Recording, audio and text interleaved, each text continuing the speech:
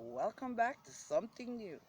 This is Sharon here, and today we're going to talk about everything and any little thing, and that is anything and any little thing. Anyway, first we're going to give all the glory to God, right? You know, I don't know about another person, right? But I am very gracious. I, I'm gracious, yes, but I am very grateful to God. And not to say just because I know about God and I better stick to the right thing, which would be the right thing. You understand? But it's not like that is my purpose of doing it. My purpose, right, of looking to God and not man is because this really has sustained me.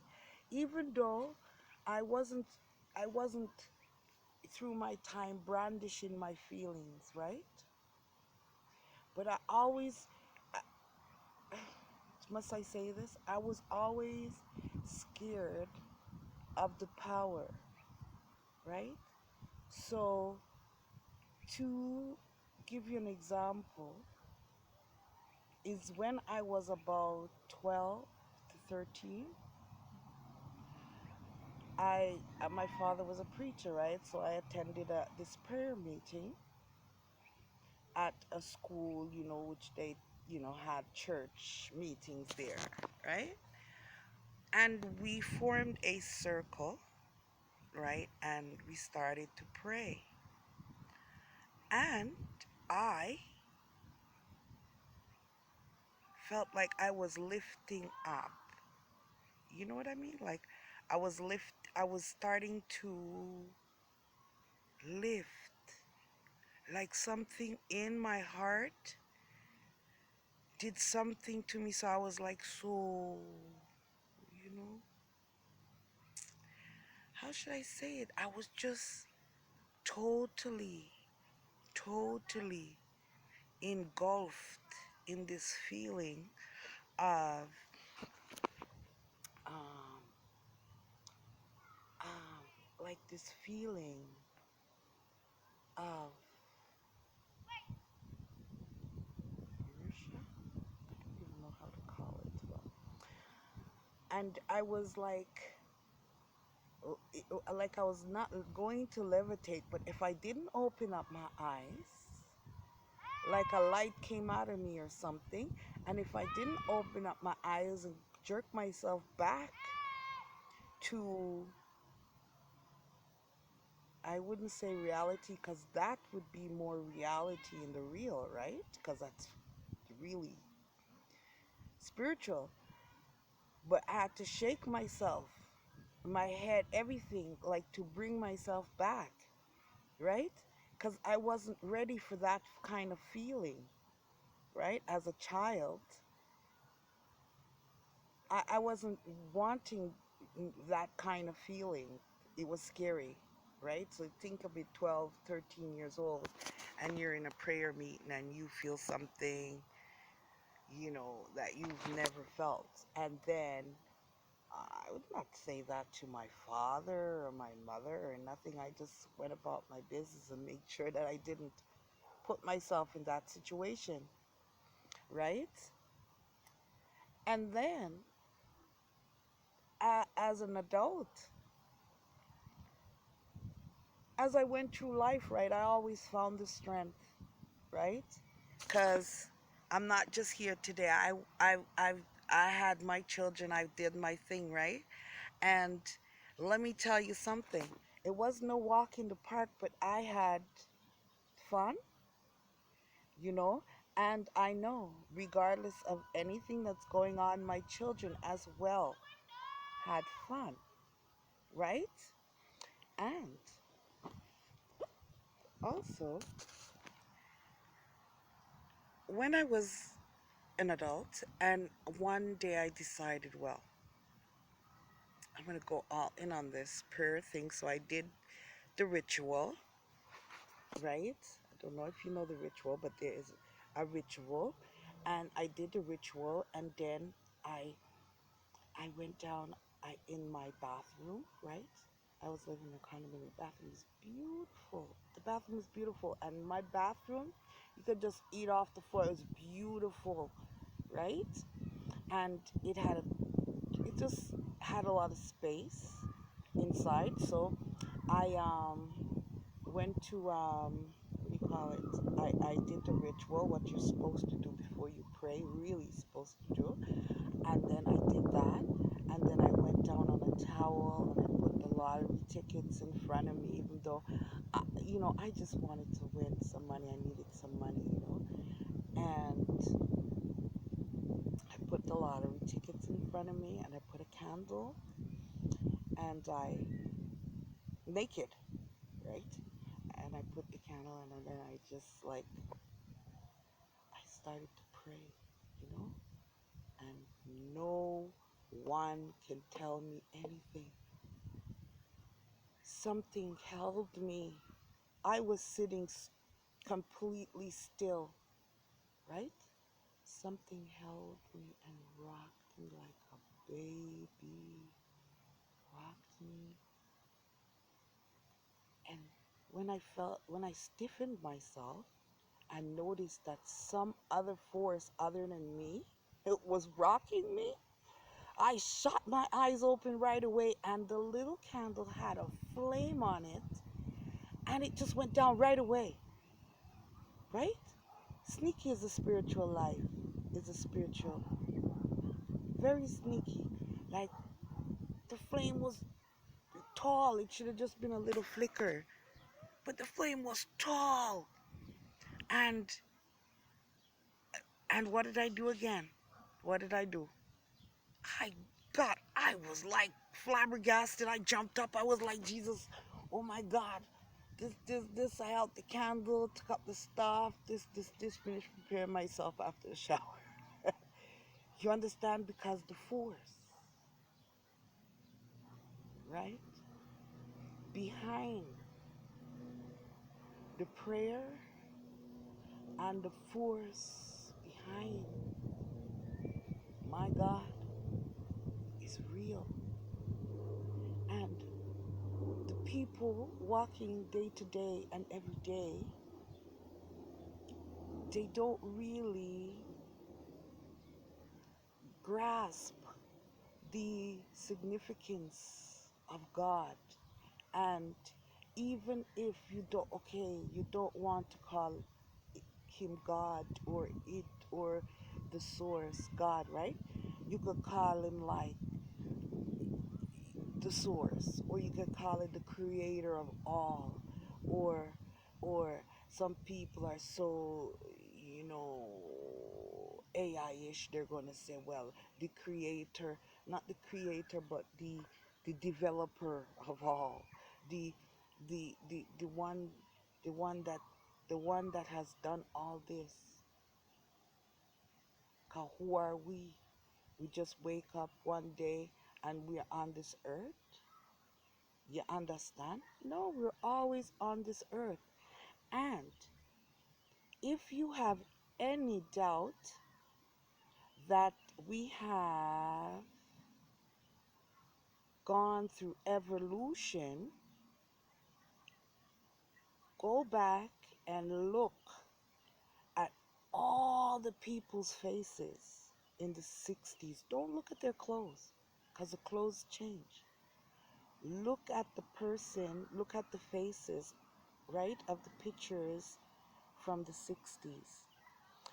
And even the 50s. Check out the 50s to the 60s, or the 40s to the 60s, and look at the faces of the people, and look at the faces of the people now, and you will see there will only be a certain amount of people that would still have that, but most people have changed. Their whole face, the whole structure of mankind, right, has changed. And if you take, for instance, even your family photos, and you go back and look at them, you'll see that the structures of the faces has changed, that people have been going through evolution forever. It's evolution or whatever. It's ever, you know, and people go through evolution, so you can't say all the time that this is the way it's always been, and and some people are talking about developing from monkeys and this and this and this. That is their problem, and that is their thinking, right? I think that us, is evoluted, and we from that, and it's, I think it's instilled in our DNA that even in years to come, we might just look completely different as people. And it doesn't mean the world changed, and the world changed. Yes, the world will change. The world will change because the world is due to change. But we as people, right, will go through evolution, and we will come like, you never know, we as black people start getting a lot thinner noses because we already have, right? And it's just going to evolution that it just comes like that. You don't, and then the other races too will think, and every race, right, will change. Like, they will change, they will have an evolution, and it doesn't necessarily mean demolition before evolution. That just means like evolution. And sometimes when they talk about the world ending, it's not a bomb. Not in my mind. It's it's a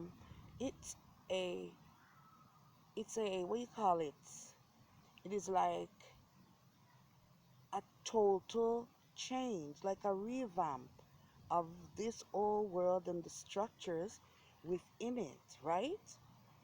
Because within these structures, right, they have so many things that people have just picking up and taken to their self and taken on themselves. Like, I have spoken to somebody the other day, I think it was a cab driver, and he said, I uh, I take pills for stress, anxiety, and then I take pills for because the stress and anxiety pills give him some sort of symptoms. And then he said he had blood pressure pills. And I'm saying to myself, no, actually, I didn't say to myself. I told him straight. I tell him, well, I don't take any, and it's not a bragging thing. It's because I don't need any. And I said to him, so did the doctor tell you when you have to stop taking it? And he said no. That means that he's supposed to take that for the rest of his life. And do you know, once you pick up a pill and put it in your body and take it again every 3, 4 hours, you know that you're not yourself, right? You are not you. Your body's not functioning. I'm not saying it's a bad thing. That's, everybody do what they want. I'm just saying, if I take a pill, I'm not myself. I don't feel like myself. One time, I, I, I, I, my husband was got deported. That's to tell the truth. My husband got deported when I was in my 20s, right? And we lived 10 years, had 7 children. We were just, doing our thing. We were a great couple. We were a great couple. And he had, then they say, okay, in order for him to finalize his citizenship, he has to return, and then I finished filing for him from there, even though I wasn't the initial person that took him to Canada in the first place. Anyways, so he, um, anyway, he got deported. And when he got deported, I was sad because I was there. I had 7 children, and I was in my 20s, and I was sad. So, you know, you're looking for help, although it's, I'm not, that's what I'm saying. People can do what they want. This is what I did at that time. I asked a social worker, I'm like, do you know what I can think of? I'm so sad, that my husband left and blah, blah, blah, blah. Okay. So she said, oh, yes, we'll go down to the clinic, da, da, da, da. I'm sure they could get something. So I went down there and I told the doctor that, that I was feeling sad, which he should have just said, well, go find yourself another boyfriend. You're young, you're 28, you're beautiful, find something else to occupy your time. You don't need to think about these stupid things. And this is what I would think he would say now because, you know, my age, my experience. And then he was like, here, take this. So I took one. One. That's all I needed, baby. One. Hey. And you see, when I took that one, the whole night. I was like, no, no, no, no, no, no, no, no. This thing is not for me. And then I didn't take another one of those things. I didn't even know where they ended up. I threw them in the toilet or what I did with them.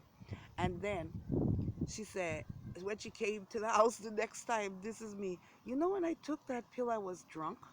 And I'm like, no, not drunk. I mean, I was talking, but what actually was is I was drunk. The thing drunk me because my spirit knows what happened, right? So if my spirit says drunk, that means that the thing made me drunk. You understand? Anyways, so forget about that. So this is what I'm saying. So I wasn't myself. So even if, like, say you have a toothache, right?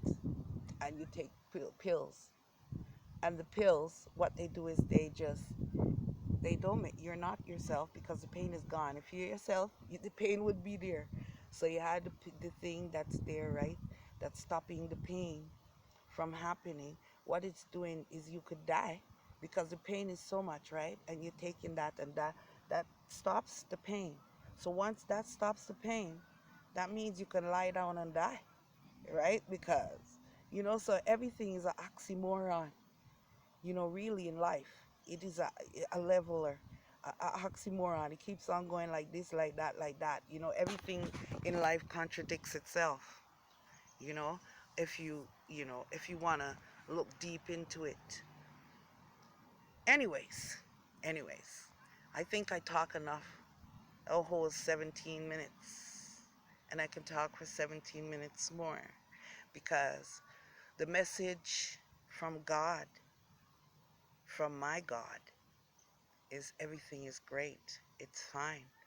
No need. You understand? The only thing I need is security, and I need foundation. I need financial, but I need no grace, more grace from God. I have so much that I can share with maybe other one person. I don't know who that person is yet in my life that would come into my life because it's been a minute. You know what I mean? A long, going on 6 years of a minute. And to think that after all of this time and everything I went through in life, that anyone could think that I would buckle in or buckle down or for them to feel good. It's unreal. And to think it's to think that it could be somebody I know. Anyways, take care, have a good day, and next time on something new.